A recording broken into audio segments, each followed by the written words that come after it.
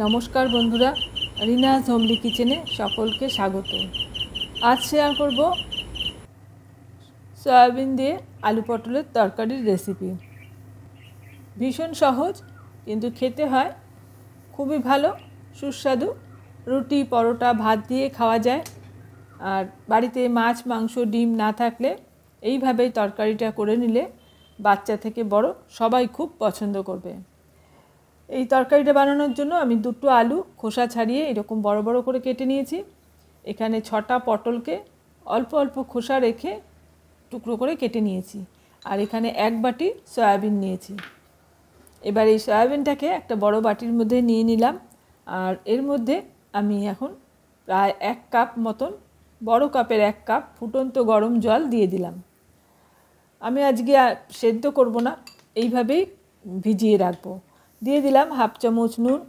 নুনটা দিয়ে ভালো করে নেড়ে নিয়ে ঢাকা দিয়ে রেখে দেব। এটাকে 15-20 মিনিট রাখলেই হয়ে যাবে। এদিকে আমি মশলাটা বানিয়ে নেব। একটা গ্রাইন্ডার জারের মধ্যে দিয়ে দিলাম 6টা রসুনের কোয়া। এখানে 1/2 ইঞ্চি মতন আদা ছোট ছোট টুকরো করে কেটে নিয়েছি। একটা বড় সাইজের পেঁয়াজ থেকে আমি অল্প একটু এর মধ্যে দিয়ে দিলাম কেটে। 2টো পাকা লঙ্কা দিলাম। একটা টমেটো ছোট ছোট টুকরো করে কেটে নিয়েছি। এবার এগুলোকে পেস্ট করে নেব। এই যে পেস্ট আমি বানিয়ে নিয়েছি। এবার এটা রেখে দিলাম। আমি আর একটা মশলা তৈরি করব। তার জন্য একটা বাটির মধ্যে নিয়ে নিচ্ছি 2 টেবিল চামচ টক দই। দিচ্ছি 1 চা চামচ জিরের গুঁড়ো, 1 চা চামচ ধনের গুঁড়ো, 1/2 চামচ হলুদ আর 1/2 চামচ কাশ্মীরি লঙ্কার গুঁড়ো, 1/2 চা চামচ দিলাম চিনি। এবার এই সমস্ত কিছু প্রথমে একটু মিশিয়ে নেব। যেহেতু দই আছে তাই আগে জল দিলাম না, তাহলে দইটা ভালো মতন ফেটানো যাবে না। একটু ফেটিয়ে নিয়ে তারপরে এর মধ্যে 1 টেবিল চামচ মতন জল দিয়ে মশলাটাকে পাতলা করে একটু গুলে রেখে দিলাম। এদিকে আমার সয়াবিনটাও ভালো মতন নরম হয়ে গেছে। জলটা ফেলে আমি 2-3 বার আরও ভালো করে ধুয়ে তারপর জল চিপে রেখে দিয়েছি। একটা কড়াইতে দিয়ে দিলাম 2 টেবিল চামচ সরষের তেল। তেলটা খুব ভালো মতন যখন গরম হয়ে যাবে এর মধ্যে প্রথমে আলুর টুকরোগুলো দিয়ে দিলাম। 1/2 চামচেরও কম নুন দিলাম আর হলুদ দিলাম।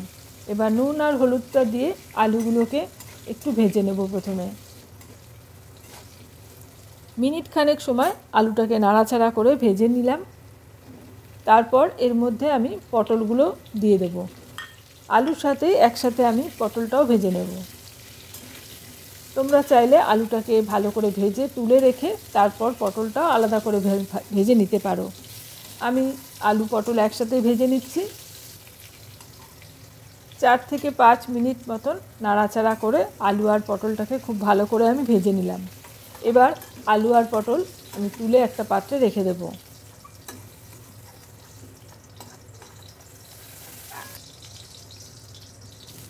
এখানে যেটুকু তেল আছে এর মধ্যে সয়াবিনটা দিয়ে সয়াবিনটাকে হালকা করে একটু ভেজে নেব। তাহলে পরে অনেকেরই সয়াবিনে একটা গন্ধ লাগে, সেই গন্ধটা আর লাগবে না, আর খেতেও ভালো লাগবে। সয়াবিনটা ভাজা হয়ে গেছে। এখন সয়াবিনটাকেও আমি তুলে রেখে দেব।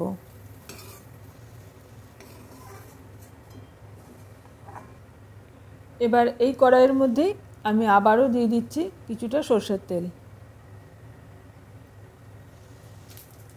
প্রায় 2 টেবিল চামচ মতো আবারও সরষের তেল দিলাম।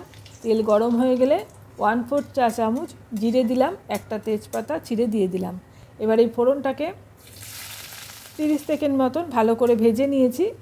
এখন এর মধ্যে আমি পেঁয়াজের কুচি দিয়ে দিলাম।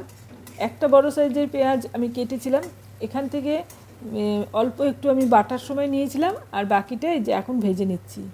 পেঁয়াজটাকে নাড়াচাড়া করে একটু লালচে করে ভেজে নিলাম। এবার এর মধ্যে আগে থাকতে যে আমি বেটে রেখেছিলাম পেঁয়াজ, আদা, রসুন, লঙ্কা, সেই পেস্ট দিয়ে দিলাম। তারপর ভালো করে পেঁয়াজের সাথে মিশিয়ে নিয়ে বেশ কিছুক্ষণ নাড়াচাড়া করে কষাতে থাকবো। মশলা যত ভালো কষানো হবে রান্নার স্বাদও তত ভালো হয়। দিয়ে দিলাম 1/2 চামচ মতন নুন। নুনটা দিয়ে আরও কিছুক্ষণ আমি মশলাটাকে কষিয়ে নিয়েছি। এখন এই যে আগে আরেকটা যে মশলা আমি তৈরি করে রেখেছিলাম গুঁড়ো মশলা দিয়ে দই দিয়ে, সেটা এখন দিয়ে দিলাম। এবার এই মশলাটাকেও আবারও কষাতে হবে। বেশ অনেকক্ষণ সময় নিয়েই মশলাটাকে আমি কষিয়ে নিচ্ছি। মশলার থেকে যখন নাড়তে নাড়তে এইভাবে তেল ছেড়ে আসবে, তখন এর মধ্যে মশলার বাটিটা ধুয়ে অল্প একটু জল দেব। এবার আবারও কিছুক্ষণ আমি কষাতে থাকব। মিনিট খানেক সময় আবারও ভালো করে কষাচ্ছি। এখন এই জলটা শুকিয়ে গেছে, এর মধ্যে তেল ছাড়তে শুরু করেছে। আমি আরও একটু জল দিয়ে দিলাম। এবার আবারও একটু নাড়াচাড়া করে এই যে জলটা দিলাম এটাকে আরেকটু শুকিয়ে নেব, আর তাহলে মশলাটাও ভালো মতন কষানো হয়ে যাবে। এখন এর মধ্যে আগে থাকতে ভেজে রাখা সয়াবিন, আলু, পটল সব দিয়ে দিলাম একসাথে। এবার এই মশলার সাথে এই সমস্ত কিছু একসাথে মিশিয়ে নিয়ে বেশ অনেকক্ষণ ধরে আমি কষাতে থাকব।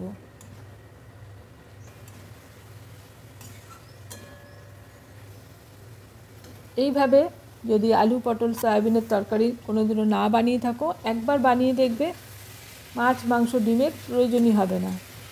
আমি আরেকটু নুন দিয়ে দিলাম, হাফ চামচ মতন। নুনটা দিয়ে আরও কিছুক্ষণ আমি মশলাটাকে কষিয়ে নিচ্ছি। এখন এই মশলা ভালো মতন কষানো হয়ে গেছে, কড়াই থেকে তেলও ছেড়ে দিয়েছে। এখন এর মধ্যে দিয়ে দেবো জল। এখানে আমি বেশ অনেকটা পরিমাণেই গরম জল দিচ্ছি। আমি পাশের গ্যাসে গরম করে নিয়েছি। প্রায় 2 কাপ মতন গরম জল দিয়ে দিলাম, আর একটু রেখে দিয়েছি, যদি লাগে তাহলে পরে আবার আমি পরে দিয়ে দেবো। ভালো করে নেড়ে মিশিয়ে নিলাম। এবার এর মধ্যে 2টো কাঁচা পাকা লঙ্কা দিয়ে দিলাম, আর ঢাকা দিয়ে 4 থেকে 5 মিনিট রান্নাটা করে নেব। মিনিট 4 পর ঢাকা খুলে নিয়েছি, আর একটু নাড়াচাড়া করে নিয়ে তারপর আমি দেখে নেব আলুগুলো সেদ্ধ হয়েছে কিনা। আলু মোটামুটি ভালো মতনই সেদ্ধ হয়ে গেছে। আর একটা আলুও আমি দেখে নিচ্ছি।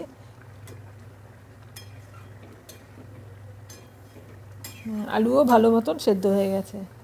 আরও কিছুক্ষণ একটু নাড়াচাড়া করে নিয়ে ঝোলটাকে আরেকটু ফুটিয়ে নিয়ে এবার এর মধ্যে দিয়ে দিচ্ছি গরম মশলার গুঁড়ো হাফ চামচ, আর ভালো করে নেড়ে মিশিয়ে নিলাম। তোমরা এখানে ঘিও দিতে পারো, আমি আর ঘি দিইনি। গ্যাসের ফ্লেমটা অফ করে দিয়েছি।